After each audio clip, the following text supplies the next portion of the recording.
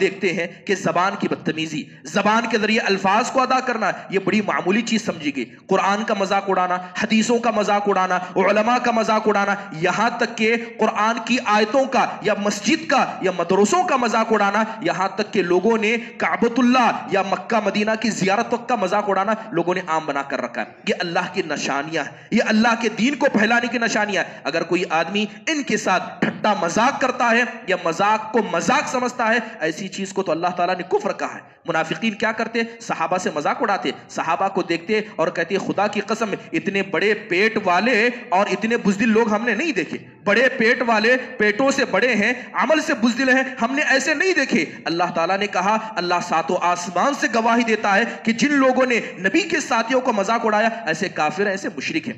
آج جائیے ہمارے نوجوانوں کو دیکھیے یا ان لوگوں کو جو اپنے آپ کو مثقف کہتے ہیں، کیا وہ مذاق نہیں اڑاتے؟ دینی شاعر کا مذاق نہیں اڑاتے؟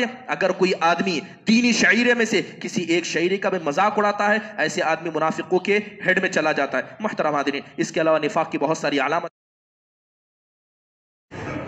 ان الحمد للہ نحمده ونستعینه ونستغفره ونؤمن به ونتوکل علیہ ونعوذ باللہ من شرور انفسنا ومن سیئات اعمالنا من يهده الله فلا مضل له ومن يضلله فلا هادي له واشهد ان لا اله الا الله وحده لا شريك له واشهد ان محمدا عبده ورسوله اما بعد فان خير الحديث كتاب الله وخير الهدي هدي محمد صلى الله عليه وسلم وشر الامور محدثاتها وكل محدثة بدعة وكل بدعة ضلالة وكل ضلالة في النار فأعوذ بالله من الشيطان الرجيم بسم الله الرحمن الرحيم يا أيها الناس اتقوا ربكم الذي خلقكم من نفس واحدة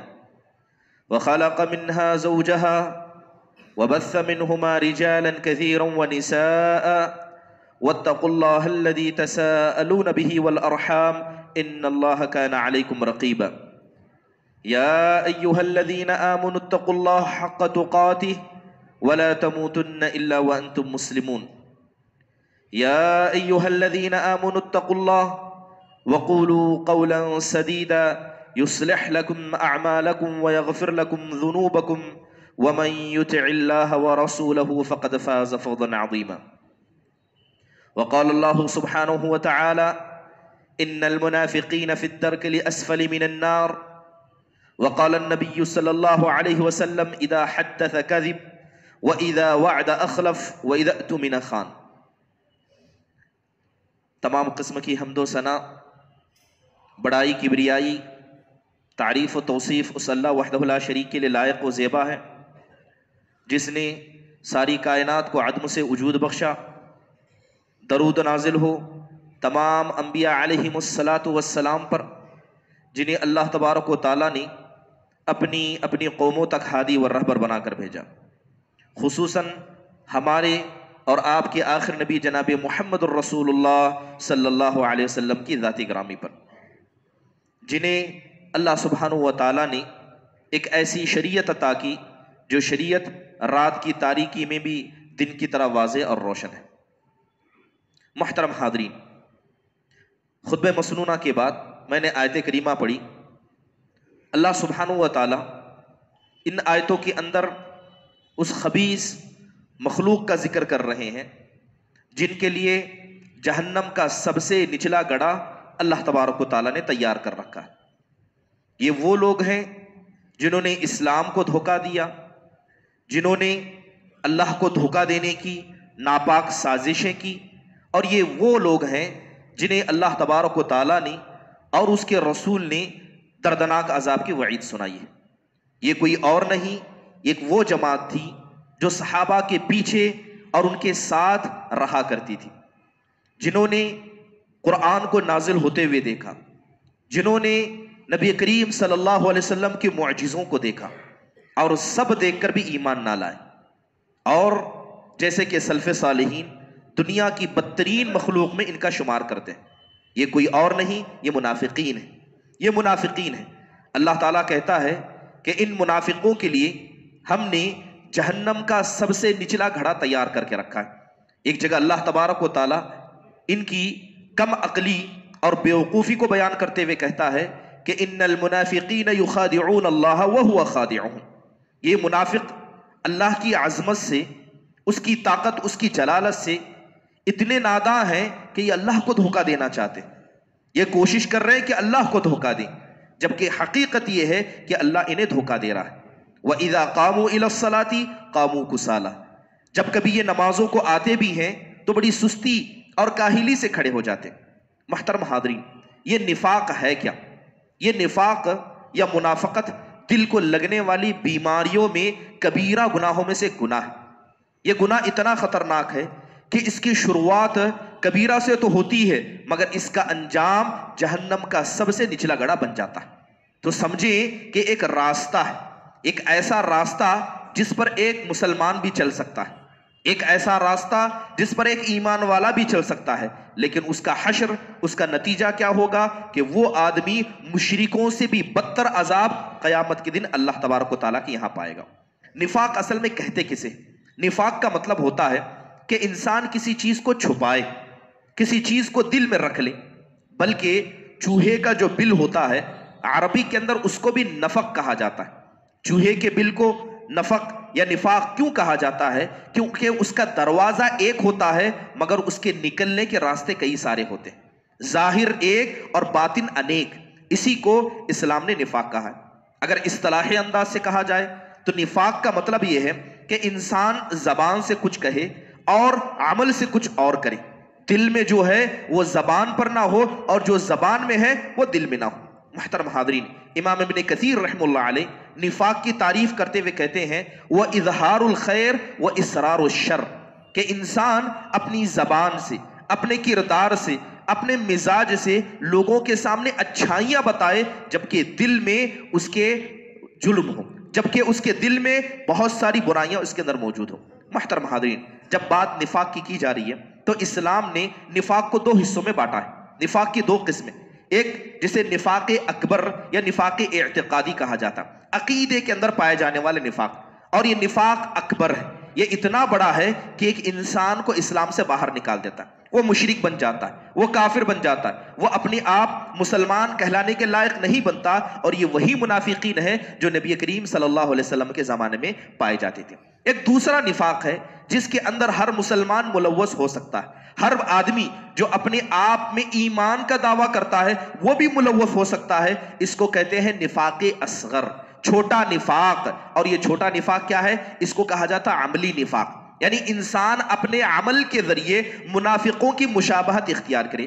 اب وہ اعمال کیا ہے؟ آپ نے بارہا ایسے اعمال کے بارے میں سنا ہوگا، حدیث کے اندر ان اعمال کا ذکر کیا گیا جو کہ ایک انسان کو منافقوں کے جیسا بنا کے دے دیتے ہیں۔ اللہ کے نبی علیہ الصلوۃ والسلام کی بڑی معروف روایت ہے، حضرت عبداللہ بن عمر کہتے ہیں کہ اربع من کن فیہ کان منافقا خالصا، اللہ کے نبی کہتے ہیں کہ چار ایسی خصلتیں ہیں کہ جس کے اندر یہ خصلتیں پائی گئیں وہ آدمی بالکل منافقوں کے جیسے بن جاتا، عادت میں، اطوار میں منافقوں کے جیسے بن جاتا ہے۔ اور جس کے اندر ایک خصلت پائی گئی اس کے اندر نفاق کی ایک خصلت ہوگی، ایمان کا اتنا حصہ کم ہو جائے گا۔ اللہ کے نبی نے کہا کہ جب بھی امانت رکھی جائے تو وہ آدمی خیانت کرے، جب بات کرے تو جھوٹ بولے، جب وعدہ کرے تو غداری کرے، اور جب لڑائی جھگڑا کرے تو حق کو نہ مانے اور حق کو اپنی زبان کے ذریعے دبانے کی کوشش کرے۔ ایک دوسری حدیث کے اندر اللہ کے نبی علیہ الصلوۃ والسلام نے منافقین کی کچھ اور علامتوں کو بیان کرتے ہوئے کہا کہ منافق وہ ہوتا ہے کہ جب بھی گفتگو کرتا ہے اس کی زبان سے سچ کم اور جھوٹ نکلتا ہے۔ محترم حاضرین، اگر ان تعریفوں کو دیکھا جائے اور سلف صالحین کے اقوال کو دیکھا جائے، اللہ کے نبی علیہ الصلوۃ والسلام نے تو کسی حدیث میں 4 اور کسی حدیث میں 3 نفاق کی علامتیں بیان کی، مگر حقیقت میں نفاق صرف اتنا نہیں ہے، نفاق ایک بڑا دروازہ ہے، ایک اتنا بڑا گہرا سمندر ہے جس کے اندر ہر شخص غوطہ لگاتے ہوئے نظر آتا ہے۔ حذیفہ بن یمان رضی اللہ عنہ، جلیل القدر صحابی جن کو نبی کریم صلی اللہ علیہ وسلم کا رازدار کہا جاتا تھا، ان سے پوچھا کہ منافق کون ہے، منافق آپ کسے سمجھتے ہیں؟ تو وہ کہتے ہیں کہ الذی یصرف الاسلام ولا یعمل به، منافق ہمارے نزدیک وہ ہے جو اسلام کو مانتا ہے اسلام کو دکھاتا ہے، لیکن جب بات عمل کی جائے تو اس کے اندر عمل موجود نہ ہو، وہ عمل سے کورا ہو۔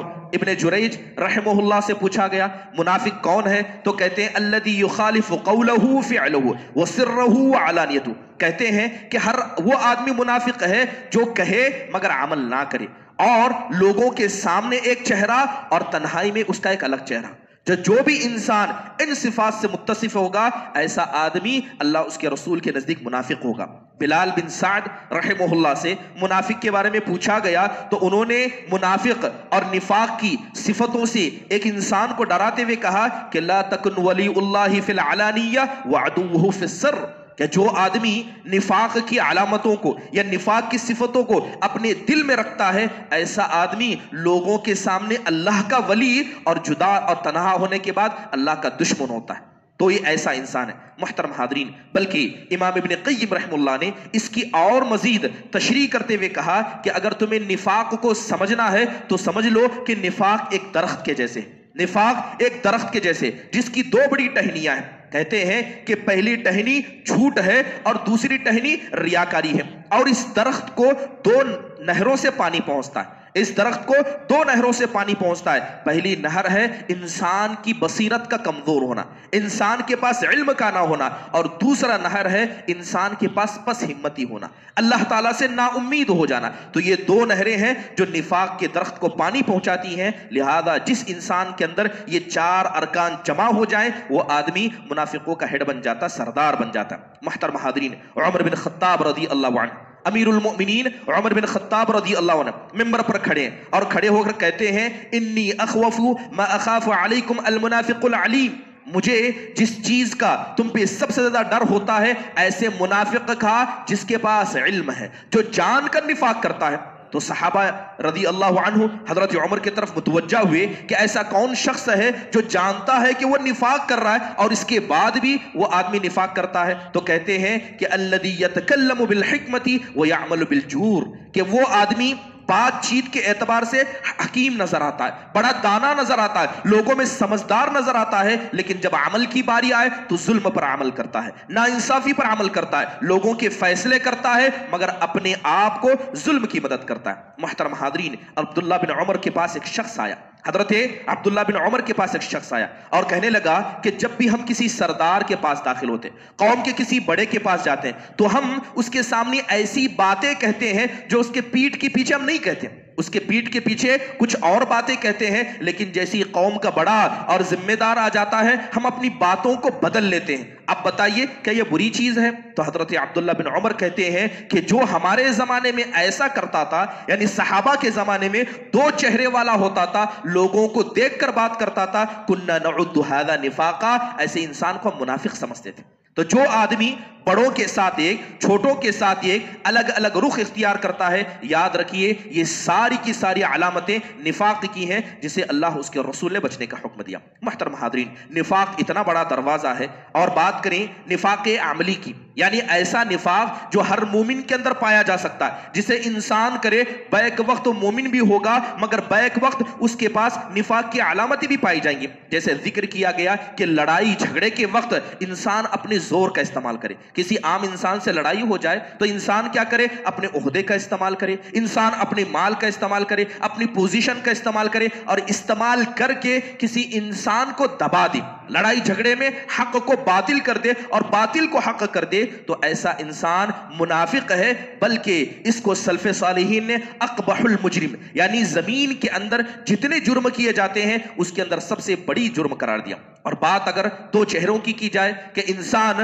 گھر والوں کے سے تک الگ برتاؤ کرے، اپنے بیوی بچوں کے ساتھ، اپنے خاندان والوں کے ساتھ اس کا ایک الگ برتاؤ ہے، لیکن جب معاشرے میں آتا ہے تو سفید کالر سفید لباس والا بن جاتا ہے، ایسا شخص بھی منافقوں کی صف میں شامل ہے۔ بلکہ اللہ کے نبی نے کہا ان اشر الناس ذو الوجہین، کہ اللہ کے نزدیک سب سے بری مخلوق میں وہ انسان آتا ہے جو دو چہرے والا ہوتا ہے، جب اس کے پاس جاتا ہے تو ایک چہرہ ہوتا ہے اور کسی اور کے پاس جاتا ہے تو ایک چہرہ ہوتا ہے۔ محترم حاضرین، منافقوں کی فہرست میں وہ لوگ بھی شامل ہیں جو لوگوں کے ساتھ بدگمانی کا مسئلہ کرتے ہیں۔ اسے دیکھا تو دل میں بدگمانی پیدا کر دی، کسی انسان کو دیکھا دل میں بدگمانی پیدا کر دی۔ اس کے علاوہ لوگوں کی رازوں کو تلاش کرنا، لوگوں کے عیبوں کو تلاش کرنا اور لوگوں کے عیبوں کو لوگوں کے سامنے بیان کرنا، یہ نفاق کی علامتوں میں سے بڑی علامت پائی جاتی ہے۔ اللہ معاف فرمائے، آج ہمارے معاشرے کو اندر ہم دیکھتے ہیں کہ جب بھی کوئی خبر آتی ہے تو فوراً انسان خبر کی تصدیق کرتا ہے۔ حق تو یہ ہے کہ جب بھی کسی مسلمان کے حوالے آپ تک کوئی بات پہنچے تو اس بات کو آپ اپنے سینے میں دبائیں۔ اس لیے سلف صالحین کہا کرتے تھے کہ نیک انسان کون ہے؟ سلف صالحین سے جب پوچھا جاتا کہ نیک انسان کون ہے تو کہتے ہیں کہ ہم نیک انسان اس کو سمجھتے ہیں جس کا دل قبرستان ہو رازوں کا، جس کے دل میں راز قبروں کے اندر دبا ہو، اور وہ انسان ہمارے نزدیک برا ہے جو ہر راز کو لوگوں کے سامنے بیان کرتا ہے، کسی کے بارے میں سنا اس کے بارے میں پھیلا دیا۔ محترم حاضرین، لوگوں کے عیبوں کو لینا اور لوگوں کے عیبوں کو لوگوں میں پھیلانا یقیناً یہ نفاق کی بڑی علامتوں میں سے ایک علامت ہے۔ اس کے علاوہ نفاق کی علامتوں میں جو چیز پائی جاتی ہے کہ انسان ایک عمل کرے، انسان ایک نیک عمل کرے، نیک عمل کرنے کے بعد اس عمل کا مقصد برا ہو لیکن لوگوں کے سامنے جائے تو اچھا مقصد بیان کرے، تو یہ ایسا انسان جھوٹا ہے، اور اسلام نے اس کو بھی نفاق میں شامل کیا۔ محترم حاضرین، نفاق اتنا بڑا دروازہ ہے کہ اگر سلف صالحین کو دیکھا جائے اور ہم اپنی حالتوں کو دیکھیں تو یقیناً ہر انسان کو، جو انسان اپنے دل کے اندر ایمان رکھتا ہے، اس کو نفاق سے ڈرنا چاہیے۔ محترم حاضرین، نفاق سے انسان کیسے بچ سکتا ہے؟ نفاق سے بچنے کے لیے سب سے پہلے انسان کو نفاق کو سمجھنا ہوگا کہ نفاق ہے کیا، منافق کہتے کسے۔ اگر انسان کو پتا چل جائے کہ انسان کے دل میں اگر نفاق کی ایک بھی خصلت پیدا ہو جائے تو جتنا دل میں نفاق ہوگا اتنا ایمان اس کے دل سے چلا جائے گا۔ اور دوسری اہم بات، یہ نفاق کوئی معمولی عمل نہیں ہے، یہ معمولی گناہ نہیں ہے، بلکہ اسے اکبر الکبائر میں بھی علماء نے شمار کیا ہے۔ بلکہ ایک انسان نفاق عملی کرتے کرتے نفاق اعتقادی تک پہنچ جاتا ہے۔ انسان اگر منافق کو نفاق کو دل میں پیدا کرتا رہے تو دل بڑا ہوتا ہوتا، یہ درخت بڑا ہوتا ہوتا انسان کو صحابہ کے زمانے میں جو منافق تھے وہاں تک پہنچا دیتا ہے۔ محترم حاضرین، نفاق سے ڈرنا یہ ہر ایمان والے کی علامت ہے۔ اگر کوئی آدمی نفاق سے نہیں ڈرتا ہے تو سلف صالحین ایسے انسان کو خود منافق سمجھا کرتے تھے۔ حضرت ام سلمہ رضی اللہ عنہ کی بڑی مشہور روایت ہے، ایک مرتبہ اللہ کے نبی علیہ الصلوۃ والسلام بیٹھے تھے، آپ نے ایک حدیث بیان کی، آپ نے کہا ان من اصحابی من لا یرانی بعد ان افارقہ۔ اللہ کے نبی نے حدیث بیان کرتے ہوئے کہا کہ میں بہت سارے ایسے میرے ساتھیوں کو دیکھتا ہوں کہ جب میں دنیا سے چلا جاؤں گا میں دوبارہ ان کو کبھی نہیں دیکھوں گا، نہ میدان محشر میں ان کو دیکھوں گا، نہ کبھی خواب میں مجھے دیکھ پائیں گے۔ تو گویا اللہ کے نبی نے کہا کہ میں دنیا سے چلا جاؤں گا تو کچھ لوگ مجھے کبھی نہیں دیکھ پائیں گے، نہ جنت میں دیکھ پائیں گے نہ میدان محشر میں دیکھ پائیں گے۔ جیسے یہ حدیث اللہ کے نبی نے بیان کی، اس حدیث کو حضرت ام سلمہ رضی اللہ عنہا صحابہ میں بیان کرتی، یہ حدیث حضرت عمر بن خطاب رضی اللہ عنہ کو پتا چلی۔ اللہ کے نبی نے کہا ہے کہ میرے ساتھیوں میں کچھ ایسے ہوں گے جو دوبارہ مجھے کہیں نہیں دیکھ پائیں گے، کبھی نہیں دیکھ پائیں گے۔ یہ حدیث سنی حضرت عمر بن خطاب رضی اللہ عنہ دوڑتے ہوئے آئے، کس کے گھر میں آئے؟ ام المؤمنین حضرت ام سلمہ رضی اللہ عنہ کے گھر میں آئے اور آ کر کہتے ہیں باللہ انا منہم، میں اللہ کا واسطہ دیکھ کر اے ام سلمہ، اے امت المؤمنین، آپ سے کہتا ہوں کیا آپ بھی مجھے اس میں شمار کرتی ہیں؟ کیا میں ان لوگوں میں سے ہوں جو کبھی اللہ کے نبی کو نہ میدان محشر میں دیکھیں گے نہ جنت میں اللہ کے نبی کو دیکھیں گے؟ کیا آپ مجھ میں انہیں شمار کرتی ہیں؟ تو حضرت ام سلمہ رضی اللہ عنہ کہتی ہیں لا واللہ واللہم لا ابری علیک بحدا، کہتے ہیں خدا کی قسم میں آپ کو ان میں شمار نہیں کرتی، لیکن یہ بھی جان لیجئے کہ آپ کے بعد ایسا جواب میں کسی اور کو نہیں دوں گی، آپ کے بعد ایسا جواب کسی کو نہیں دوں گی۔ صحابہ اکرام، یہ عمر بن خطاب رضی اللہ عنہ، آپ جانتے ہیں کہ حضرت عمر کون تھے؟ حضرت عمر کوئی معمولی انسان نہیں تھے، لیکن یہ دل کے ڈر، یہ نفاق کا ڈر، یہ انسان کے ایمان کو نکھار دیتا ہے۔ اللہ کے نبی علیہ الصلوۃ والسلام کہتے ہیں لو کان بعدی نبی لکان عمر، اگر میرے بعد کوئی نبی ہوتا ہے تو نہیں، اگر مان لو کوئی نبی ہوتا تو جس انسان کے پاس نبی ہونے کی تمام خوبیاں ہیں وہ کون ہے؟ عمر بن خطاب ہوتے۔ اللہ کے نبی علیہ الصلوۃ والسلام خواتین کی مجلس میں بیٹھے ہیں، آپ کی بیویاں، آپ انہیں وقت دیا کرتے، آپ ان کی بات کو سنا کرتے. ساری خواتین اکٹھا ہیں، اللہ کے نبی سے زور سے باتیں کر رہی ہیں. اسی درمیان حضرت عمر بن خطاب مجلس میں داخل ہوئے. جیسے ہی عورتوں نے حضرت عمر کو دیکھا، سب اپنے گھروں میں بھاگ گئی، اللہ کے نبی کو تنہا چھوڑ دیا. اللہ کے نبی کے پاس آئے، سلام کر کے بیٹھے. اللہ کے نبی ہنسنے لگے. اللہ کے نبی کہنے لگے کہ دیکھو، اب تک یہ سب یہاں تھی اور رہ کر مجھ سے لمبی آواز میں گفتگو کر رہی تھی، جیسے تم کو دیکھتی ہیں سب بھاگ جاتی ہیں. حضرت عمر نے نبی کی بیویوں کو ڈانٹتے ہوئے کہا، اے اپنے نفس کی دشمن عورتوں، تمہیں مجھ سے زیادہ نبی سے ڈرنا چاہیے اور تم مجھ سے خوف کھاتی ہو. ایسے وقت میں اللہ کے نبی نے کہا، اے عمر، تم ان عورتوں کی کیا بات کرتے ہو؟ خدا کی قسم اگر شیطان بھی تمہاری گلی کو دیکھ لے تو اپنی گلی کو بدلنا پسند کر دے گا. ایسے عمر بن خطاب حضرت ام سلمہ کے پاس جا کر اپنے دل میں ایمان کے موجود ہونے کے بعد بھی نفاق کا خطرہ محسوس کرتے ہیں. حضرت حذیفہ بن یمان رضی اللہ عنہ نبی کے رازدار تھے. ایک شخص کا انتقال ہو گیا. حضرت عمر بن خطاب اس وقت امیر المؤمنین تھے، وہ لہذا وقت کے امیر تھے. نماز جنازہ کے لیے بلایا گیا. حضرت عمر آگے بڑھے. حضرت حذیفہ بن یمان نے ان کا ہاتھ پکڑ کر کہا، انہو من اولئک، کہنے لگے کہ یہ انسان ان لوگوں میں سے. جیسے حضرت عمر بن خطاب جنازے کے لیے آگے بڑھے تو حضرت حذیفہ کہتے ہیں یہ ان لوگوں میں سے، مطلب اللہ کے نبی نے جن منافقوں کا نام مجھے بتایا تھا یہ میت بھی انہی لوگوں میں سے. جیسے یہ بات سنی حضرت عمر آگے بڑھے تھے، پیچھے ہٹ گئے. حضرت حذیفہ کو لیا اور سائیڈ میں لے گئے اور لے جا کر کہنے لگے، میں اللہ کا واسطہ دے کر تم سے پوچھتا ہوں، کیا اللہ کے نبی نے ان لوگوں میں میرا بھی نام لیا ہے؟ کیا اللہ کے نبی نے میرا بھی شمار کیا ہے؟ تو حضرت حذیفہ رضی اللہ عنہ ان کو دیکھ رہے تھے اور حضرت عمر کے ہاتھ کپا رہے تھے. ابن کثیر نے لکھا ہے کہ حضرت عمر بن خطاب رضی اللہ عنہ کے ہاتھ کپا رہے تھے. محترم حاضرین، یہ بات صرف ایک دو صحابہ کی نہیں ہے. ابن ابی ملیکہ یہ کبار التابعین میں ان کا شمار ہوتا ہے، بڑے تابعی تھے. کہتے ہیں کہ ادرکت 30 من اصحاب النبی صلی اللہ علیہ وسلم كانوا يخافون النفاق على نفسی. کہتے ہیں کہ میں نے 30 سے زیادہ ایسے صحابہ کو دیکھا ہے کہ ان سب کو اپنے دل پر نفاق کا ڈر تھا، کہیں ہم منافق تو نہیں ہیں. یہ لوگ جا کر صحابہ سے خود پوچھا کرتے، ہم منافق تو نہیں ہیں. محترم حاضرین، جو آدمی، بلکہ سلف صالحین کہا کرتے ہیں کہ جو آدمی اپنے دل پر نفاق کا ڈر نہ رکھے یہ خود ایک نفاق کی علامت ہے، بلکہ ایسا انسان منافق ہے. محترم حاضرین، قرآن میں تو اللہ کہتا ہے ان تحبط اعمالکم وانتم لا تشعرون. اے صحابہ کی جماعت، یہ بات اللہ کس سے کہہ رہا ہے؟ صحابہ کی جماعت سے کہہ رہا ہے، اے صحابہ کی جماعت، کوئی ایسا کام نہ کرنا کہ تم اس کام کو کر جاؤ، اللہ تمہارے اعمال کو برباد بھی کر دے اور اس کو تم کا احساس بھی نہ ہو، تمہیں اس بات کا پتہ بھی نہ چلے. محترم حاضرین، یہ خوش فہمی اپنی چند عبادتوں کی، اپنی چند نمازوں کی، اپنی چند جد و جہد کی انسان کو کیا ہے؟ نفاق کی طرف لے جاتی ہے. یہی وجہ ہے کہ اللہ تبارک و تعالی قرآن میں اعلان کر کے کہتا ہے فلا یأمن مکر اللہ الا القوم الخاسرون، کہ اللہ کس کے دل کو کب بدل دے. اگر اس مکر سے اگر کوئی آدمی مامون ہو جاتا ہے تو ایسا انسان نقصان اٹھانے والوں میں سے ہے. ابراہیم التیمی رحمہ اللہ کہتے ہیں کہ ما عرضت قولی علی فعلی الا خشیت ان اکون مکذبا. کہتے ہیں کہ جب میں کھڑے ہو کر درس دیتا ہوں تو سب سے پہلے میں اپنی باتوں کو اپنے عمل پر لگاتا ہوں تو ہمیشہ میں اپنے آپ کو جھوٹا پاتا ہوں کہ جتنا میں نے کہا ہے کیا میں نے اتنا عمل کیا ہے. امام حسن بصری رحمہ اللہ فرماتے ہیں ما خافہ الا مؤمن ولا امنہ الا منافق، کہ نفاق کے مسئلے میں، منافقت کے مسئلے میں ایک مومن ہی ڈرے گا اور ایک منافق کبھی نفاق کے مسئلے میں نہیں ڈرے گا. محترم حاضرین، یہی وجہ تھی کہ صحابہ اکرام رضوان اللہ علیہم اجمعین جنہوں نے بڑی بڑی نیکیاں کی، اللہ کے نبی علیہ الصلوۃ والسلام نے ان کو چلتا پھرتا جنتی قرار دیا، اس کے بعد بھی صحابہ اکرام کو اپنے اعمال کا ڈر ہوتا تھا. حدیث بڑی مشہور ہے، قصہ بھی بڑا مشہور ہے کہ ایک مرتبہ حضرت عبد الرحمن بن عوف رضی اللہ عنہ، جلیل القدر صحابی، جنتی صحابی، اللہ کے نبی علیہ الصلوۃ والسلام کی مسجد سے باہر نکلے. کچھ تابعین تھے، اکٹھا تھے، بکری کی ران ڈھونڈ رہے تھے. انہوں نے دعوت دی، صحابی ہیں، بڑے ہیں، دعوت دی، آ کر بیٹھے. بکری کی ران ان کے سامنے بھنی ہوئی پیش کی، کھانے لگے اور جیسے ہی ان کے سامنے لایا گیا تابعین نے ان کے سامنے رکھا، دیکھ کر رونے لگے، کہنے لگے خدا کی قسم مجھ سے بہتر صحابہ دنیا سے چلے گئے. کیا کہتے ہیں کہ مجھ سے بہتر صحابہ دنیا میں سے چلے گئے،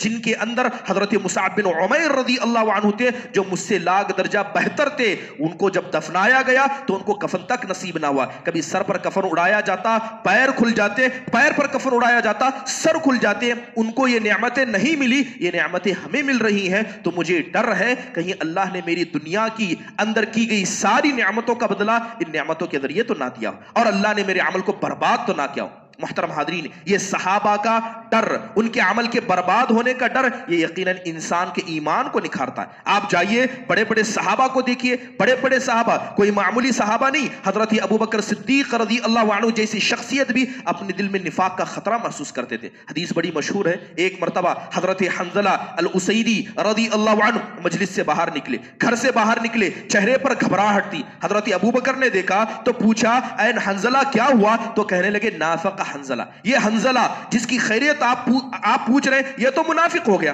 کہا کہ کیا مسئلہ ہے؟ تو حضرت حنظلہ کہتے ہیں کہ جب میں نبی کی مجلس میں بیٹھتا ہوں، آپ جنت کا ذکر کرتے ہیں، آپ جہنم کا ذکر کرتے ہیں، تو لگتا ہے کہ ہم جنت کو پانے کی ہر کوشش کریں گے، جہنم سے بچنے کی کوشش کریں گے، ہم دنیا کو بھول جاتے ہیں، لیکن جیسے ہی گھر واپس پہنچ جاتے ہیں، ہم مال میں، اپنی اولاد میں، اپنی گھر والوں میں لگ جاتے ہیں اور وہ سارا منظر دل سے ہٹ جاتا ہے۔ اسی لیے مجھے تو ڈر ہے کہ ہمارے دل کی کیفیت جو نبی کے پاس ہے وہ عام حالت میں نہیں ہوتی ہے، اس لیے مجھے لگتا ہے کہ یہ حنظلہ منافق ہو گیا۔ حضرت ابو بکر کہتے ہیں کہ جو کیفیت تم دیکھتے ہو، خدا کی قسم وہ کیفیت میں بھی اپنے اندر دیکھتا ہوں۔ چلو نبی صلی اللہ علیہ وسلم کے پاس، اللہ کے نبی علیہ الصلوۃ والسلام کے پاس پہنچے، پہنچ کر مسئلہ پیش کیا تو اللہ کے نبی علیہ الصلوۃ والسلام کہتے ہیں، یہ تو تمہارے کمال ایمان کی گواہی ہے۔ آپ نے کہا کہ جو ایمان کی بلندی میری مجلس میں تمہارے پاس ہوتی ہے، اگر اتنا ہی ایمان مجلس کے باہر بھی ہو، خدا کی قسم تمہارے بستروں میں فرشتے آئیں گے، تمہارے راستوں میں فرشتے آئیں گے اور آ کر تم کو مصافحہ کریں گے۔ پھر آپ نے فرمایا، یا حنظلہ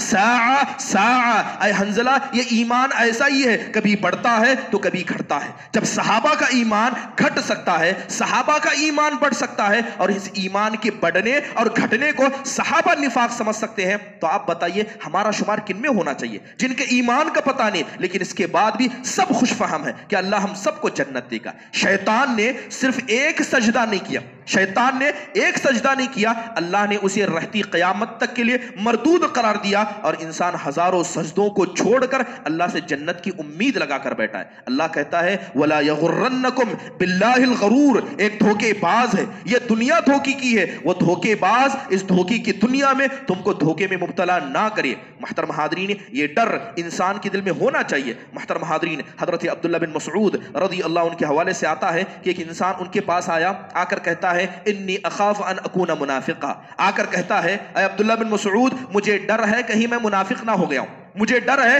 کہیں میں منافق نہ ہو گیا ہوں۔ تو حضرت عبداللہ بن مسعود کہتے ہیں کہ اگر تم منافق ہوتے تو یہ ڈر اپنے دل میں کبھی محسوس نہ کرتے، اگر تم منافق ہوتے تو یہ ڈر کبھی محسوس نہ کرتے۔ تو اس کا مطلب یہ ہوا حضرت عبداللہ بن مسعود رضی اللہ عنہ کے قول کے مطابق کہ جو آدمی اپنے آپ کو مومن سمجھتا ہے، ایسا آدمی یقیناً منافق ہے۔ حضرت عبداللہ بن مسعود رضی اللہ عنہ کی مجلس تھی، ایک آدمی کھڑا ہوا اور کھڑے ہو کر کہنے لگا، اے عبداللہ بن مسعود آپ ہم مومنوں کو دیکھیے اور ہماری پریشانیوں کو دیکھیے۔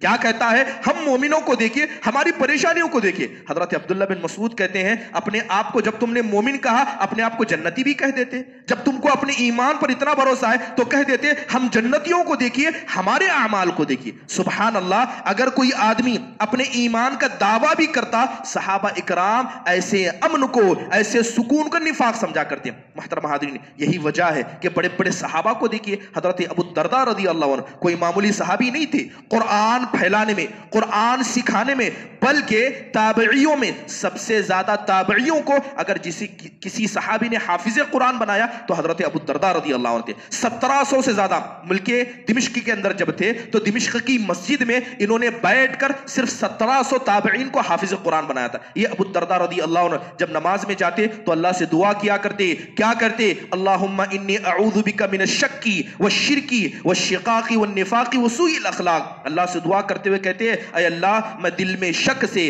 اے اللہ میں شرک سے، اے اللہ میں شقاق سے، نفاق سے، اے اللہ برے اخلاق سے پناہ مانگتا ہوں۔ ایک شخص نے نماز کے بعد کہا کہ میں نے آپ کو نفاق سے پناہ مانگتے دیکھا، کہا کہ آپ صحابی اور رسول ہیں، اگر آپ نفاق سے ڈرتے ہیں تو ہمارا شمار کیا ہونا چاہیے؟ تو حضرت ابو الدرداء کہتے ہیں، واللہ ان الرجل لیفتن فی ساعۃ واحدۃ، واحدہ. کہتے ہیں خدا کی قسم ایمان کا حال، دل کا حال تو یہ ہے کہ 1 گھنٹہ کافی ہے کہ انسان کی زندگی بھر کے اعمال ایسے ہی برباد ہو جائیں گے. اللہ کب دل کو پلٹ دے. یہی وجہ ہے کہ قرآن میں اللہ نے ان مومنوں کا ذکر کیا جو نیک عمل بھی کرتے ہیں اور ساتھ میں اللہ کے مکر سے، اس کے عمل کو نہ قبول کرنے سے بھی گھبراتے ہیں. اللہ تعالیٰ کہتا ہے والذین یؤتون ما آتوا وقلوبهم وجیلہ، کہ وہ لوگ جو اللہ کی راہ میں دیتے ہیں، سب کچھ دیتے ہیں، جنہوں نے اپنے نفس کو دیا، جنہوں نے اپنے مال کو دیا، جنہوں نے اپنے وقت کو دیا، سب کچھ دیا، اس کے بعد بھی ان کے دل میں اللہ تبارک و تعالیٰ کا خوف محسوس ہوتا ہے. حضرت عبداللہ بن عمر رضی اللہ عنہ بڑی عمر پانے والے صحابہ میں سے تھے.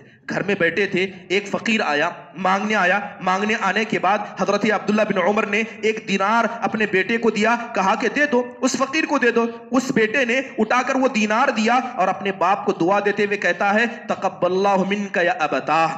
باپ کو دعا دیتے ہوئے کہتا ہے کہ اے ابا جان، اللہ آپ کی اس نیکی کو قبول فرمائے. 1 دینار جو آپ نے دیا، اللہ آپ کی اس نیکی کو قبول فرمائے. تو حضرت عبداللہ بن عمر کہتے ہیں لو علمت ان اللہ تقبل منی سجدۃ واحدہ او صدقۃ درہم واحدہ لم اکن غائبا احب الی من الموت. کہتے ہیں خدا کی قسم آج مجھے پتا چل جائے کہ اللہ نے میری زندگی کی نیکی میں صرف 1 سجدے کو قبول کیا ہے یا صرف 1 دینار کو قبول کیا ہے، آج ہی میں مرنا پسند کروں گا اور اللہ سے ملاقات کرنا پسند کروں گا. مجھے کسی عمل کے قبول ہونے کا خطرہ نہیں ہے کہ سارے عمل برباد ہو گئے، ایسا مجھے ڈر ہے. اسی ڈر سے میں عمل پر عمل کرتا جا رہا ہوں. بس مجھے پتا چل جائے کہ اللہ نے 1 سجدے کو قبول کیا ہے، میں اللہ سے ملاقات کی امید رکھنا چاہوں گا. پھر کہتے ہیں اے میرے بچے، کیا تمہیں پتا ہے کہ اللہ کس کے صدقوں کو قبول کرتا ہے؟ اس کے بعد کہا انما یتقبل اللہ من المتقین، اللہ تو اللہ سے ڈرنے والوں کی نیکی کو قبول کرتا ہے. جو آدمی اللہ سے نہیں ڈرتا، ایسے آدمی کی نیکی اللہ تک نہیں پہنچتی. یہی وجہ ہے کہ منافق کو منافق اس لیے کہا جاتا ہے کہ منافق کو اپنے مال پر ڈر ہے، منافق کو اپنی جان کا ڈر ہے، منافق کو اپنے گھر والوں کا ڈر ہے، مگر کسی منافق کو اللہ کا ڈر نہیں ہوتا، کسی منافق کو اللہ کا ڈر نہیں ہوتا. اور جو آدمی اللہ سے نہیں ڈرتا، ایسی آدمی کی کوئی نیکیاں اللہ تبارک و تعالیٰ کی قابل قبول نہیں ہوتی. محترم حاضرین، نفاق سے ڈرنا ایک مومن کی بنیادی حق ہے، بلکہ بنیادی اس کی اعمال میں سے ہے. لہذا محترم حاضرین، نفاق کی کوئی معمولی چیز نہیں ہے. یہی وجہ ہے کہ سلف صالحین نے جب نبی کریم صلی اللہ علیہ وسلم کے زمانے کے منافقین کو دیکھا، میں کن منافق کی بات کر رہا ہوں؟ اس منافق کی جس کو نفاق اصغر کہا جاتا ہے. بڑے منافقین جو اسلام سے خارج ہیں، ان کی تو بات اور ہی ہے. اگر بات کی جائے دور حاضر کی نفاق کی، دور حاضر کے اندر بھی 2 طرح کا نفاق پایا جاتا ہے. اگر ہم معاشرے کے اندر دیکھیں، بات کریں نفاق عملی کی، جی ہاں، وہ نفاق جو انسان کے دل میں گھر کر جاتا ہے وہ تو پایا جاتا ہے. اس کے علاوہ نفاق اکبر، ایک بڑا نفاق جو نبی کریم صلی اللہ علیہ وسلم کے زمانے میں منافقین کا تھا، آج وہ نفاق بھی ہمارے یہاں پایا جاتا ہے. آپ نے دیکھا ہوگا شیعہ کو، آپ نے دیکھا ہوگا روافض کو، یا ایسی باطنی فرقوں کو جو صحابہ کو گالی دیتے ہیں. ظاہر میں یہ لوگ منافق ہیں اور کوئی عام نہیں ہے، بلکہ منافقوں کے سردار ہیں، اور ایسے ہی لوگوں کے لیے جہنم کا نسلہ گڑا ہوگا. انہوں نے ظاہر میں آل بیت سے محبت کا دعویٰ کیا. چاہیے عرس کے موقع پر دیکھیے، یا جو لوگ اپنے آپ کو آل بیت سے محبت کا دعویٰ کرتے ہیں اور صحابہ پر تان کستے ہیں، ایسے لوگ جنہوں نے عبداللہ بن ابی بن سلول کو اپنا سردار بنایا، ہماری ماں امہات المؤمنین عائشہ رضی اللہ عنہا کے مسئلے میں اپنی زبان کو دراز کیا، اور ابو بکر عمر رضی اللہ عنہ کو شیطان کے 2 سر کہنے والے یا شیطان کا سردار کہنے والے، یہ نفاق اکبر کے شکار ہیں. یہ روافض ہو، چاہے یہ شیعہ ہو، چاہے ایسے غالی فرقے جنہوں نے کیا ہے ظاہر میں کیا ہے دنیا کو لیا اور دین کو چھوڑ دیا. اس کے علاوہ کمیونزم جس کے بارے ہم سنتے ہیں، کمیونزم کے اندر دیکھا جائے جسے عربی کے اندر علمانیت کہا جاتا ہے، ان لوگوں نے کیا کیا؟ ان لوگوں نے دین کو دنیا سے ہٹا دیا. اللہ معاف فرمائے، آج ہمارے اس معاشرے کے اندر، جس ملک کے عزیز کے اندر ہم رہتے ہیں، یہ علمانیت کا اثر بڑا زور پڑا جا رہا ہے. آج لوگوں سے پوچھا جاتا ہے کتنے ایسے لوگ ہیں جو کہتے ہیں یہ دینی مسئلہ ہے، یہ دنیاوی مسئلہ ہے. جب حلال و حرام کی بات آئے تو کہتے ہیں یہ دینی مسئلہ ہے، یہ دنیاوی مسئلہ ہے. ایک آدمی جسے اللہ نے اپنی عبادت کے لیے پیدا کیا، اس کی زندگی کا ہر مسئلہ دینی ہے، یہاں کوئی دنیاوی مسئلہ نہیں ہے. جب بات حلال و حرام کی ہو، بات حق و باطل کی ہو، تو سارے مسئلے دینی ہے. لیکن جس انسان نے دین کو دنیا سے الگ کیا، ایسا آدمی سیکولرزم کے جنگے میں ہے، اور ایسا آدمی کوئی معمولی نہیں بلکہ نفاق اکبر کا شکار ہے۔ محترم حاضرین، آج جائیے ہمارے معاشرے کے اندر آپ کتنے ایسے مسئلوں کو دیکھیں گے جس کے اندر ایمانی دینی حمیت کم ہو گئی۔ جس انسان کے اندر دینی حمیت کم ہو جائے، اللہ اس کے رسول کا ڈر نکل جائے، اسلام پر اعتراض کیا جائے مگر اسے فرق نہ پڑے، مسلمانوں کو مارا جائے یا مسلمانوں کے ساتھ کسی بھی خطے کے اندر ظلم زیادتی ہو اور اس کے دل میں تکلیف بھی نہ پائی جائے، یقیناً کہیں نہ کہیں ایسا آدمی اس نفاق کے راستے پر چلا گیا ہے جو نفاق انسان کو سیدھے جہنم کے اندر لے جاتا ہے۔ محترم حاضرین، اگر نبی کریم صلی اللہ علیہ وسلم کے زمانے کے منافقوں کا ذکر کی جائے، ان کی بھی بہت سارے اوصاف اللہ نے قرآن و حدیث کے اندر ذکر کیے ہیں۔ جیسے کچھ اوصاف میں یہ ہے کہ ایسے لوگ بیوقوف ہوتے ہیں، بیوقوف ہوتے ہیں، انہیں سمجھ نہیں ہوتی اور ایمان والوں کو ہمیشہ بیوقوف سمجھتے ہیں۔ یہ منافقوں کی اہم علامتوں میں سے۔ آج جائیے کتنے ایسے نوجوان ہیں جو اپنے آپ کو کالجوں سے آزاد کر کے دنیاوی تہذیب میں رکھ کر علماء کو بیوقوف سمجھتے ہیں، یہ جبہ یہ قبہ کو بیوقوف سمجھتے ہیں۔ یقیناً یہ منافقوں کی علامت ہے۔ اگر کوئی آدمی علم پھیلاتا ہے، ایسے علم والوں کو، اگر کوئی آدمی 5 وقتہ نماز پڑھتا ہے، اگر کوئی آدمی داڑھی رکھتا ہے اور اگر کوئی آدمی اسے بیوقوف سمجھتا ہے تو یہ ان منافقوں کی صف میں شامل ہے جو نبی کریم صلی اللہ علیہ وسلم کے زمانے میں نفاق کیا کرتے۔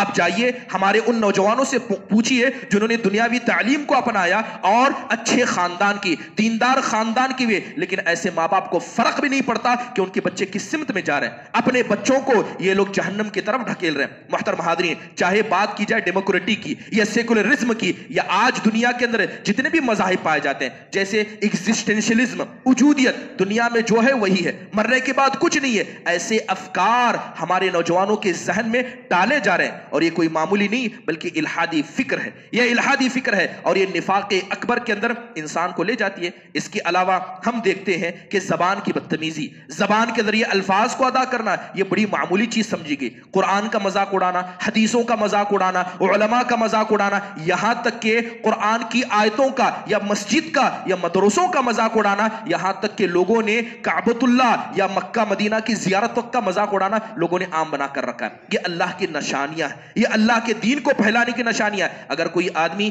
ان کے ساتھ ٹھٹا مذاق کرتا ہے یا مذاق کو مذاق سمجھتا ہے، ایسی چیز کو تو اللہ تعالیٰ نے کفر کہا ہے۔ منافقین کیا کرتے؟ صحابہ سے مذاق اڑاتے، صحابہ کو دیکھتے اور کہتے خدا کی قسم اتنے بڑے پیٹ والے اور اتنے بزدل لوگ ہم نے نہیں دیکھے، بڑے پیٹ والے، پیٹوں سے بڑے ہیں، عمل سے بزدل ہیں، ہم نے ایسے نہیں دیکھے۔ اللہ تعالیٰ نے کہا، اللہ ساتوں آسمان سے گواہی دیتا ہے کہ جن لوگوں نے نبی کے ساتھیوں کو مذاق اڑایا ایسے کافر ہیں، ایسے مشرک ہیں۔ آج جائیے ہمارے نوجوانوں کو دیکھیے یا ان لوگوں کو جو اپنے آپ کو مثقف کہتے ہیں، کیا وہ مذاق نہیں اڑاتے؟ دینی شاعر کا مذاق نہیں اڑاتے؟ اگر کوئی آدمی دینی شاعرے میں سے کسی ایک شاعری کا بھی مذاق اڑاتا ہے، ایسے آدمی منافقوں کے ہیڈ میں چلا جاتا ہے۔ محترم حاضرین، اس کے علاوہ نفاق کی بہت ساری علامتیں ہیں۔ ضروری ہے کہ نفاق اکبر کیا ہے، نفاق اصغر کیا ہے، دور حاضر کے اندر کس طرح کا نفاق پایا جاتا ہے، ہر انسان اس کے مسئلے میں پڑھے، علم حاصل کرے، اور ہر انسان کو اپنے دل میں نفاق کا ڈر ہونا یہ اس کے ایمان کی علامت ہے۔ اللہ تعالیٰ سے دعا ہے کہ اللہ تعالیٰ اس کبیرہ گناہوں سے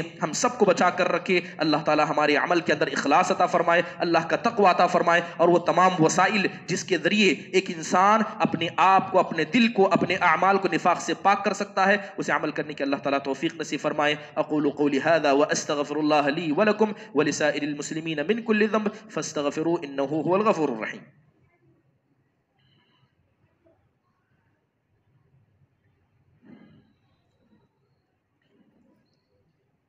إن الحمد لله نحمده ونستعينه ونستغفره ونؤمن به ونتوكل عليه ونعوذ بالله من شرور أنفسنا ومن سيئات أعمالنا، من يهده الله فلا مضل له ومن يضلله فلا هادي له، وأشهد أن لا إله إلا الله وحده لا شريك له، وأشهد أن محمدا عبده ورسوله، أما بعد فإن خير الحديث كتاب الله، وخير الهدي هدي محمد صلى الله عليه وسلم، وشر الأمور محدثاتها، وكل محدثة بدعة، وكل بدعة ضلالة، وكل ضلالة في النار، فأعوذ بالله من الشيطان الرجيم، بسم الله الرحمن الرحيم، إن الله يأمركم بالعدل والإحسان وإيتاء ذي القربى وينهى عن الفحشاء والمنكر والبغي يعظكم لعلكم تذكرون، اذكروا الله يذكركم وادعوني يستجب لكم ولذكر الله أكبر والله يعلم ما تصنعون۔